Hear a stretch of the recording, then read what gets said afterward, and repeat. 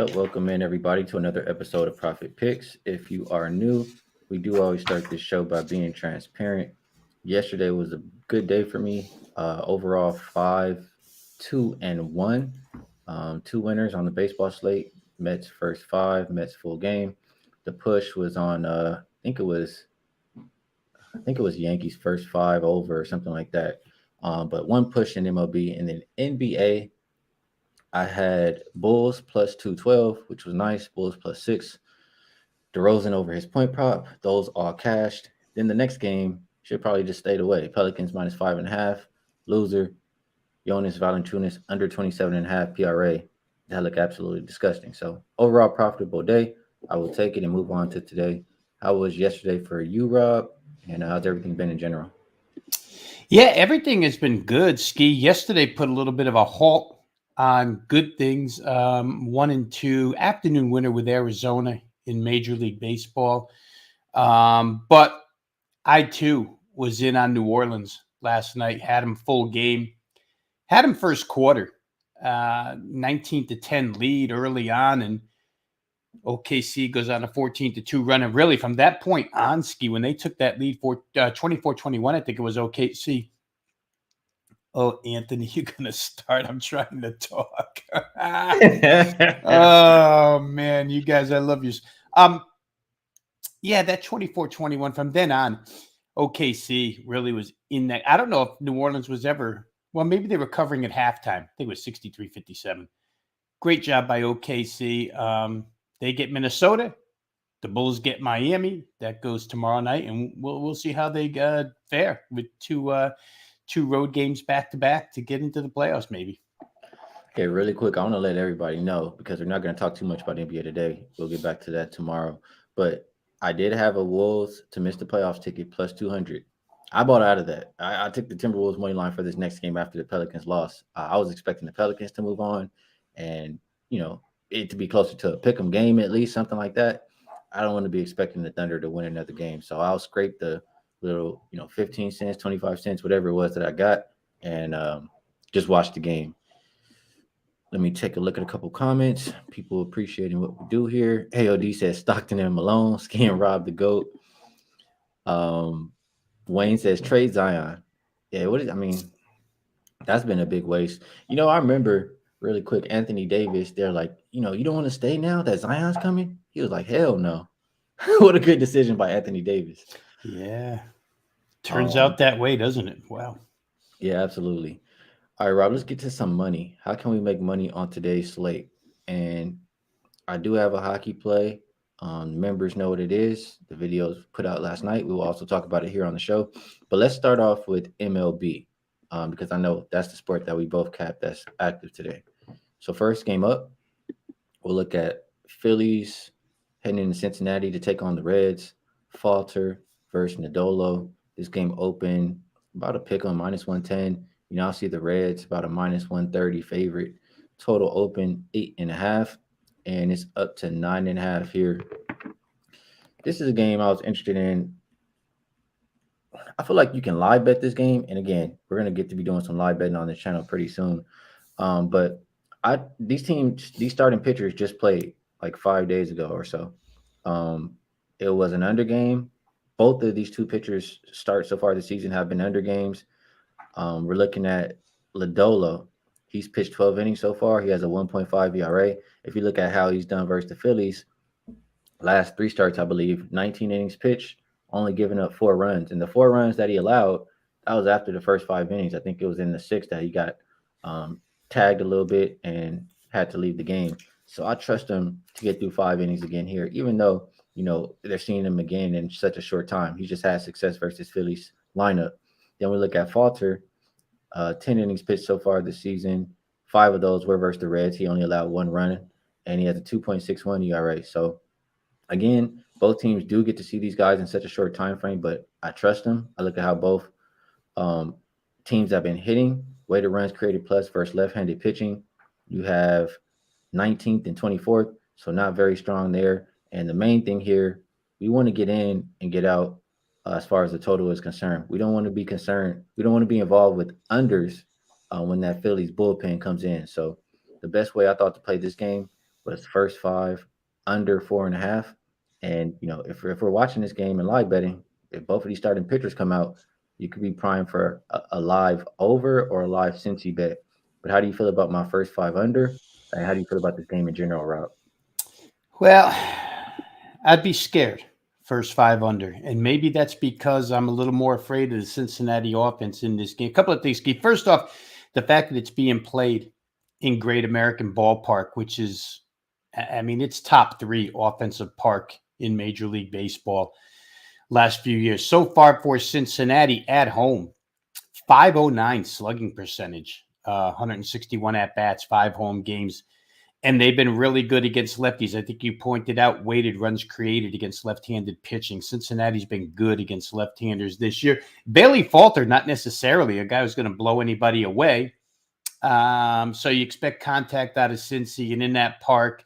The weather here in the Eastern time zone is incredibly warm. I'm not that far from Cincinnati being here in Philadelphia, but it's like 84 degrees here today. So warm weather game, hitter-friendly ballpark, a guy who pitches to contact. I'm a little bit afraid of Philadelphia. I think you can tell by the way I'm talking, I lean more towards Cincinnati than anything in this game, and it probably would be first five because Lodolo is a power pitcher.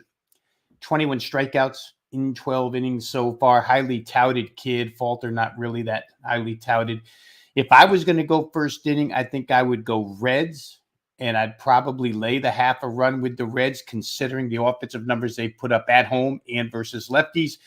But I don't trust their pen as far as I could throw it. So I don't know that I could get the full game. Phillies have comeback lineup has comeback ability in it against Cincinnati's bullpen. So I'd probably look that way, Skee. I think there's going to be runs scored in this game, and they may come more late because let's just look towards your bet, under 4.5, first 5 innings. Lodolo probably has the stuff to keep Philly quiet, 4-5, relatively quiet. So you hope since he doesn't explode on the other guy.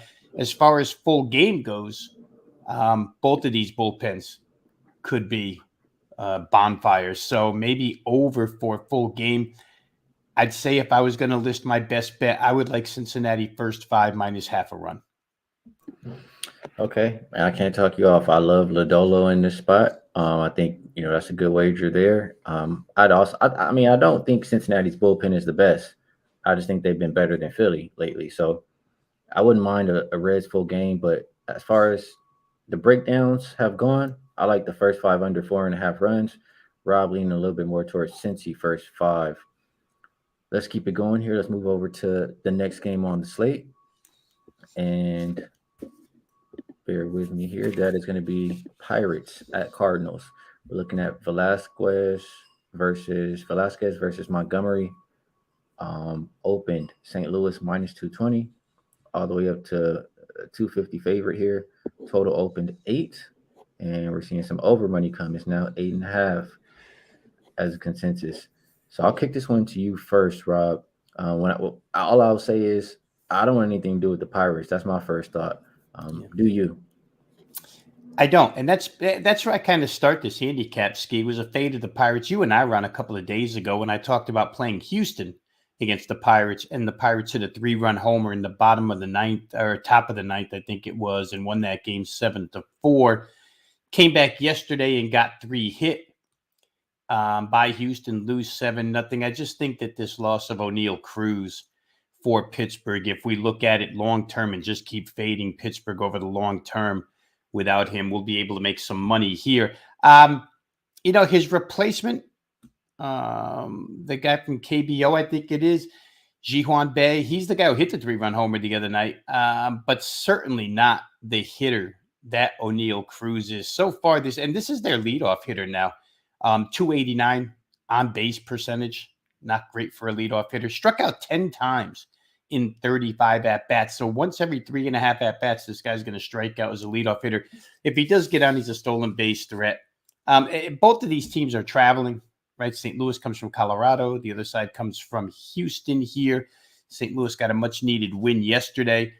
Let's go through some of the Pirate numbers. And they're young numbers, right? I know you have talked on prior shows until we get about 3 times through the rotation it's hard to speak with any, you know, definitiveness on how good these teams are going to be with their splits. But Pittsburgh hasn't been good in road games hitting the baseball. 211 batting average and only a 333 slugging percentage versus left-handed pitching, which Jordan Montgomery is. To date, Pittsburgh's 0-2 against left-handed starters. Um, they've hit 15 home runs this year. Only one of those 15 has been against a left-handed pitcher. So the Pirates struggle with left-handers. Montgomery's been really good first couple of times through, so I trust him. And then if I look at the St. Louis offense, it's the second best OPS in the National League, 801. They crushed. I think this goes back even further than last year's Skee, the St. Louis dominance over the Pirates. But last year, they won 13 of the 19 games. Again, the Pirates not playing well against left-handed pitching or not hitting well against left-handed pitching. Vince Velasquez, I mean, I can't even tell you how many innings you're going to get out of him because he's so sporadic. But for the most part, he's below average. St. Louis has plenty of firepower to get to him. So I don't see a lot of problem here. I played the Cardinals run line, and I know, again, if we were in a 3-box here with Tony Finn on the bottom, he'd probably reach up and whack me with a ruler for playing a home team on the run line because I don't get the ninth inning at bats, but I don't think it's necessary here. I think St. Louis will score enough. Don't think Pittsburgh will score much at all. So I'm going to play Montgomery. I already did play Montgomery minus 1.5 runs, minus 125. All right, so the run line for the Cardinals, and I can't talk you off of that there. I was looking at it, and I'm trying to pull up really quick. If there was a first five, I see the first five regular is really juice, but a first five team total, and that's also juice. I see a 2.5 minus 145 for St. Louis, but just thinking we straight fade Velasquez. I get both of these bullpens haven't been good. Maybe you can go full game team total as well. Um, just looking at Lodolo, some of his numbers. I mean, he's only had 2 starts. He's only made it 7 innings with a 9.82 ERA. That's the guy that I would want to fade, especially with the offensive numbers that you were talking about for the Cardinals. So the question I'll ask Teddy style follow-up question is, why do you prefer the full game run line versus the full game team total?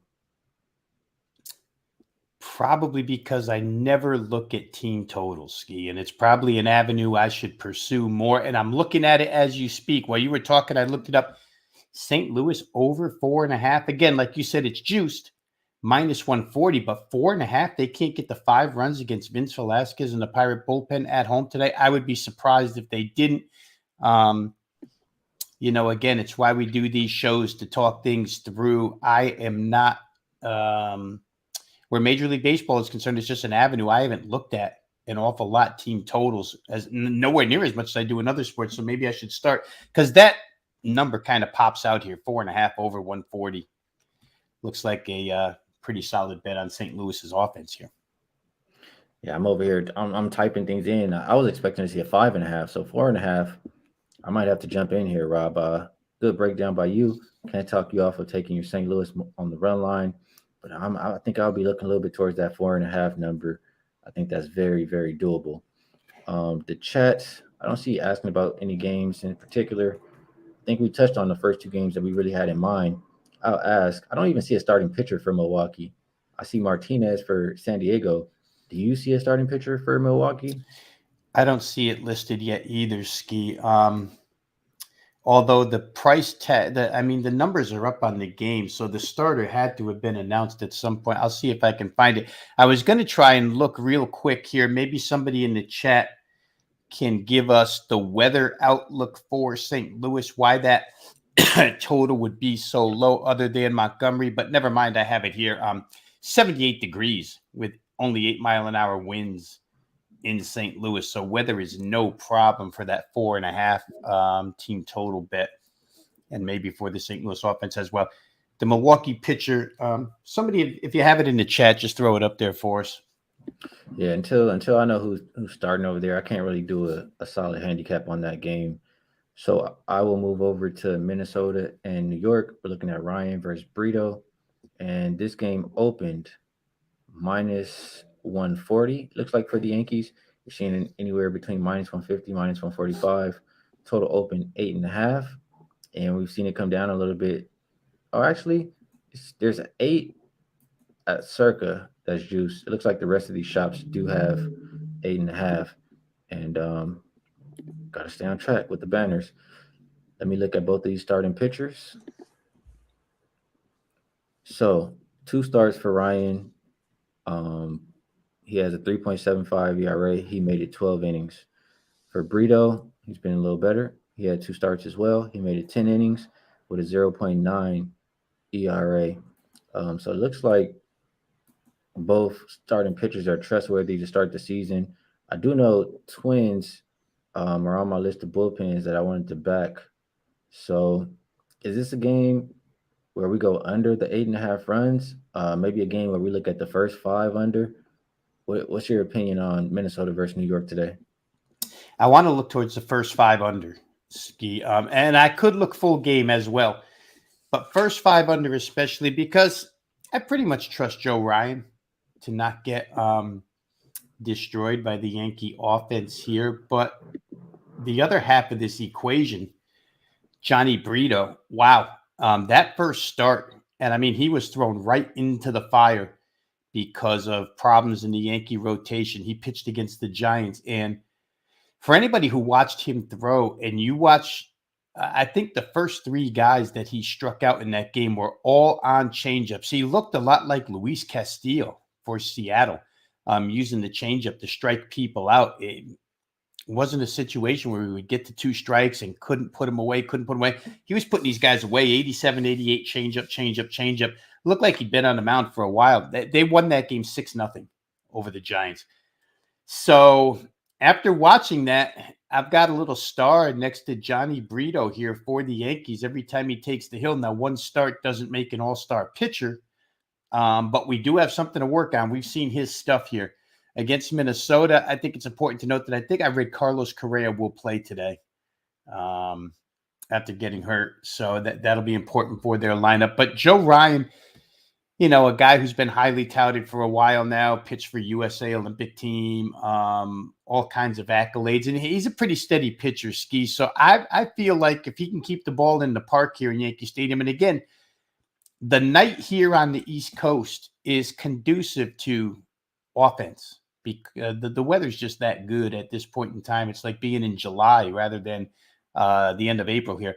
But still, I think Ryan can do the job. I think Brito can do the job. I would prefer first five, but the bullpens haven't been bad. So I don't know that I would mind full game either, Skee, but I think I would look first five under. I do trust both of these starting right arms. All right, so I'm gonna be keeping my eye on this. In the first five, I just had it here and I clicked off of it. Bear with me. First five total is 4.5. I think that's a pretty solid number you're getting on this game. So after we get off, I'll look a little bit more into it. I don't want to make bets that I'm not so certain of that I wasn't looking at, pre-show on the show unless I feel strong talking it out. But I do like it. So under 4.5, first five is a lean for both of us in this game. And then one more game on the MLB slate before we do touch a little bit of NHL here. Tigers at Blue Jays. We're looking at an opener of minus 200 for Toronto.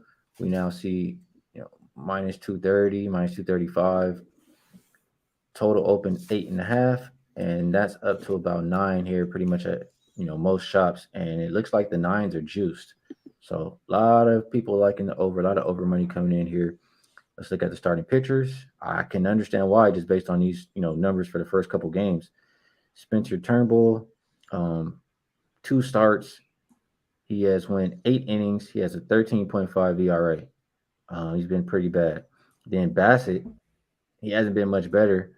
10.6 innings pitch, and I'm sorry, 10.6 ERA, 9 innings pitch. So I don't want to trust either one of these starters. I don't think Detroit's bats are that great. I want to say I usually trust them more versus lefties.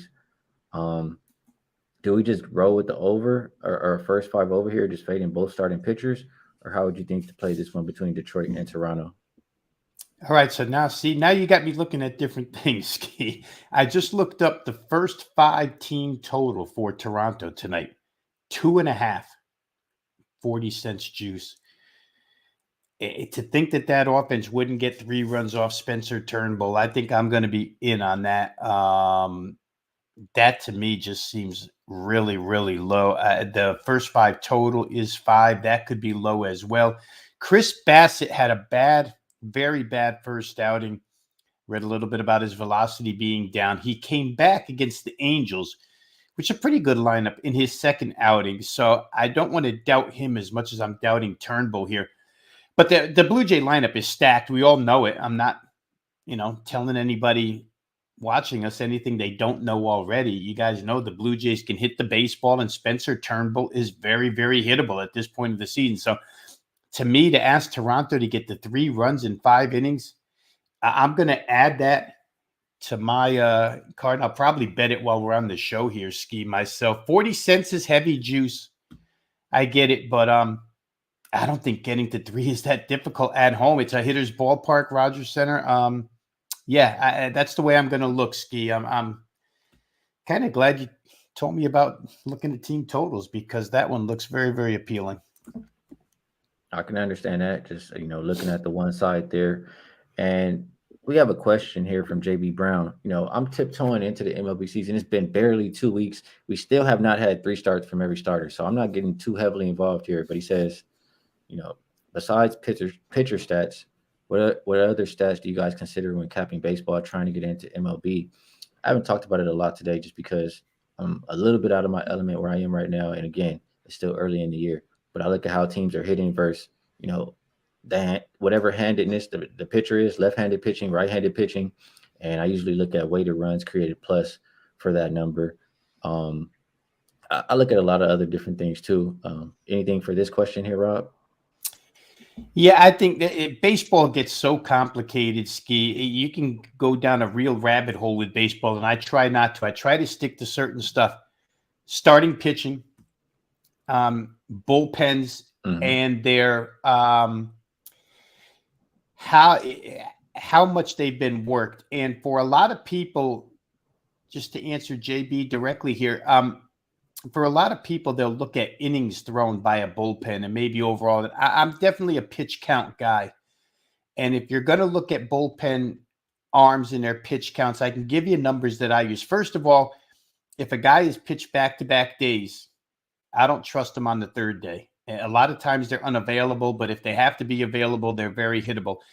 And secondly, I use 20 pitches an outing as kind of an indicator. If they get over that 20 pitch mark as a reliever, that sort of pushes me towards the other side's offense if that particular pitcher has to come back and throw the next night. If you're throwing an 8 pitch inning, it's no problem, come back.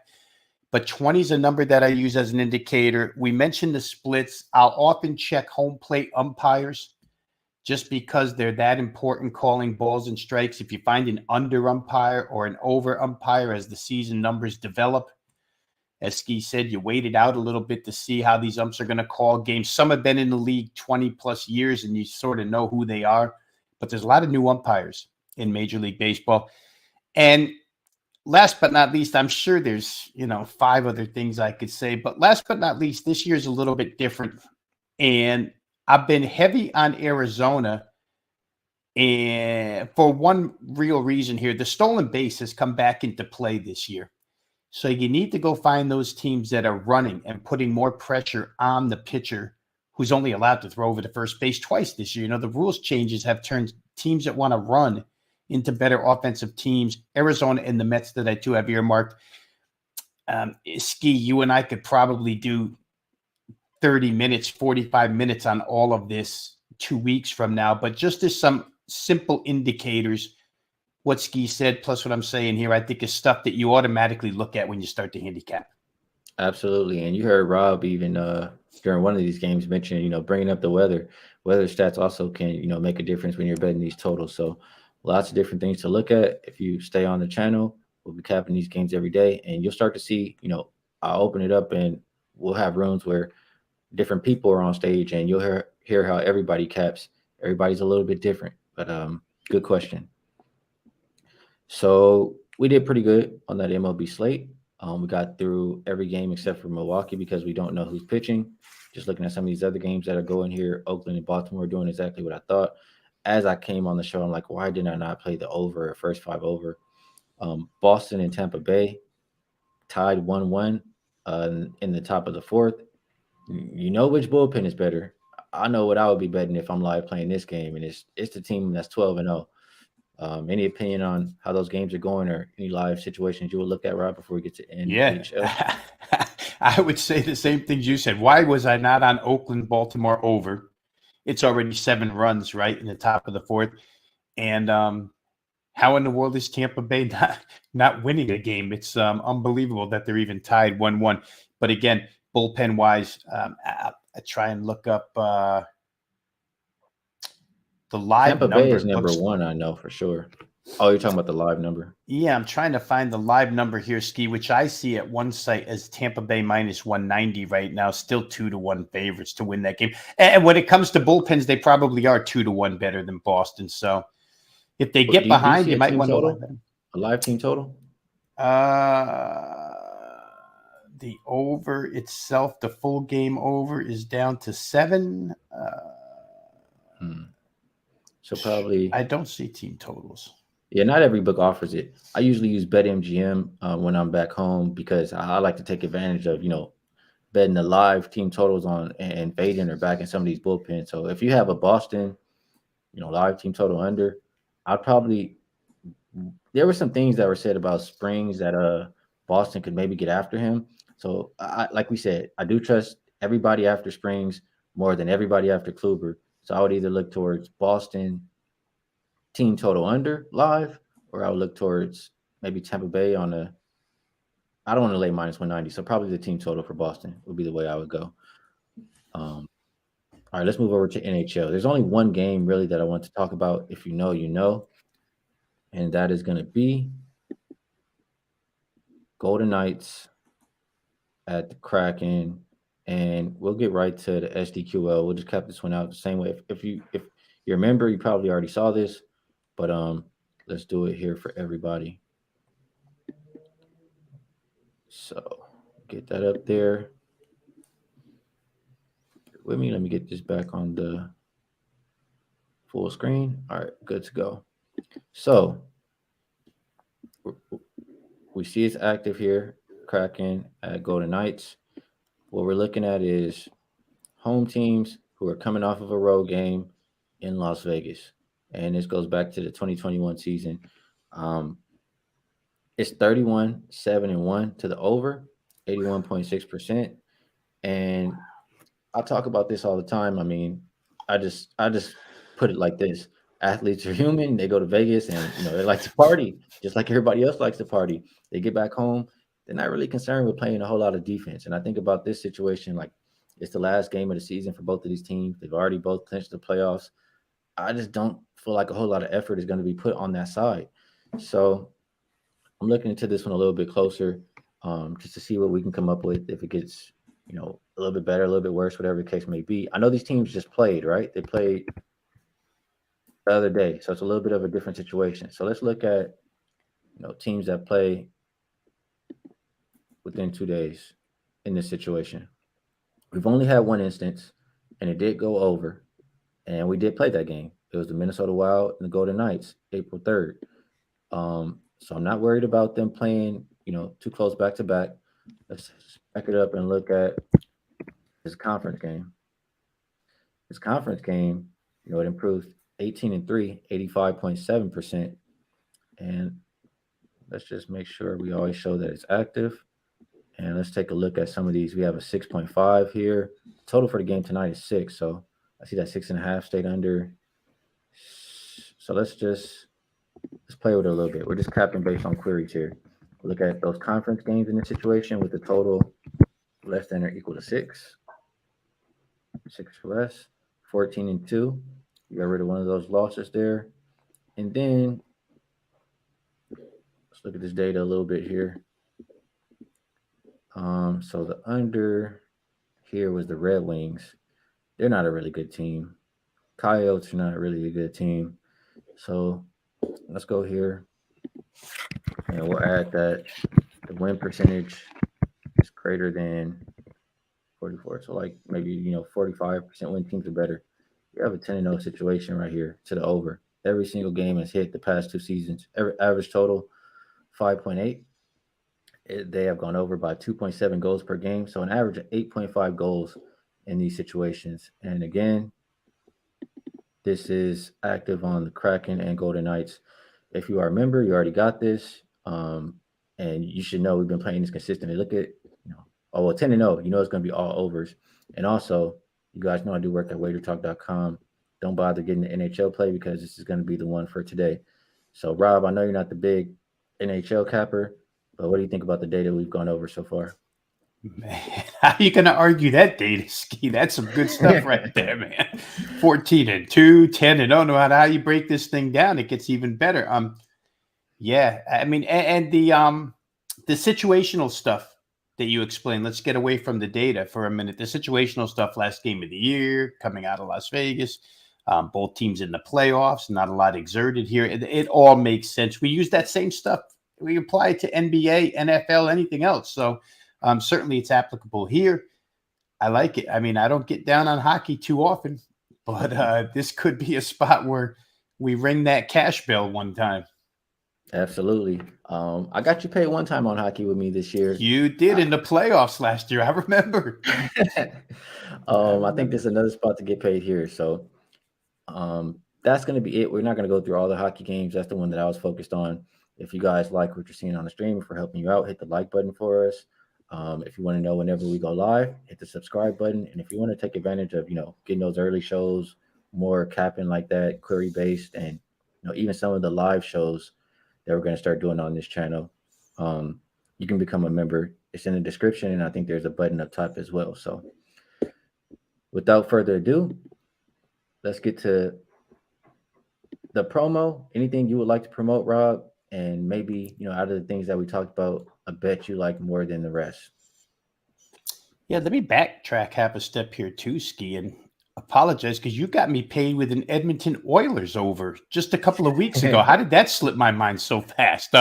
So yeah, playoffs last year. I think when we were bringing Larry on in the green room, and you guys were educating me on hockey, and then the Oiler game that went way over. I remember texting you that night. So that's good stuff. As far as promo goes, wagertalk.com, we do this every time I'm on this show. Wagertalk.com, I like to call it one-stop shopping for, all your handicapping needs. If you're looking for advice, all you have to do is put your email address in there at wagertalk.com. You can immediately have free access to all the video content that's produced there each and every day. Shows going on over there right now as we speak. I think Major League Baseball is being talked about at this point in time.